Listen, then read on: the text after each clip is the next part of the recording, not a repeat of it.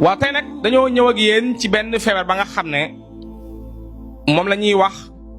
mauvaise haleine. bu ñu jógee ci mauvaise haleine dinañu ñëw ci prostate ak risques yi ci nekk ak naka lay manifesté woo ci nit.